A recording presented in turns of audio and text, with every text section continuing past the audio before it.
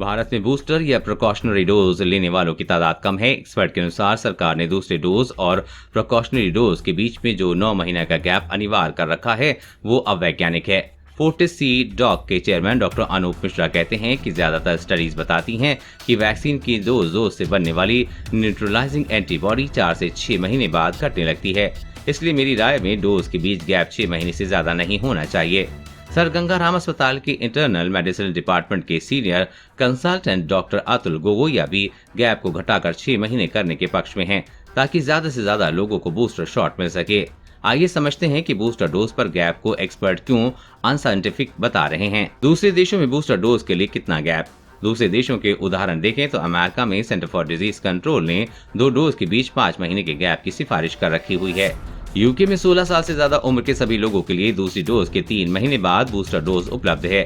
बेहद कमजोर immune system वाले लोग जैसे कि ब्लड कैंसर से पीड़ित लोग दूसरी डोज के 8 हफ्तों बाद कभी भी तीसरी डोज ले सकते हैं। यूके में सभी लोगों को हेल्थ केयर प्रोवाइड करने वाले नेशनल हेल्थ सर्विस के अनुसार कमजोर इम्यून सिस्टम वाले चाहें तो बूस्टर डोज के 3 महीने बाद चौथी डोज भी ले सकते हैं।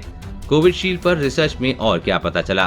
कोविशील्ड वैक्सीन को लेकर किए गए अध्ययन में सामने आया है कि इस वैक्सीन की दोनों खुराक लेने के बाद भी शख्स में ओमिक्रॉन का असर दिख रहा है।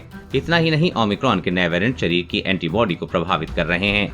वहीं अगर बूस्टर डोज ली जाए तो काफी हद तक एंटीबॉडी इस वेरिएंट के खिलाफ असरदार हो सकती है। आईसीएमआर के एक वैज्ञानिक ने कहा है कि डेल्टा वेरिएंट के मुकाबले ओमिक्रॉन का स्पाइक बेहद ताकतवर है।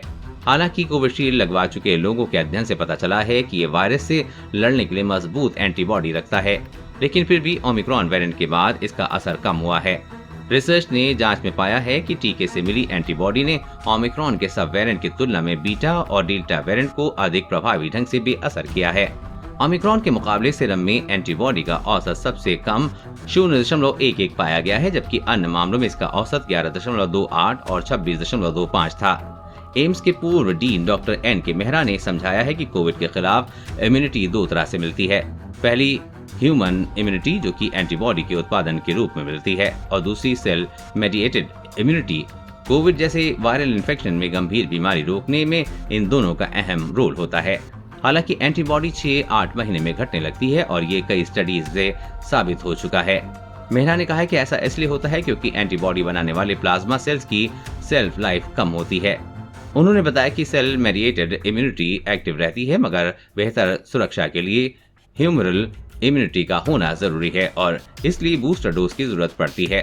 मेहरा कहते हैं कि जिस किसी का भी इम्यून सिस्टम कमजोर है, जैसे कैंसर पेशेंट, डायबिटीज के मरीज या बुजुर्ग लोग, उन्हें प्राइमरी वैक्सीन के 6 महीने बाद बूस्टर डोज की अनुमति मिलनी चाहिए। कोरोना वायरस और कोरोना वैक्सीन से जुड़ी हर अपडेट पाने के लिए चैनल को सब्सक्राइब करें।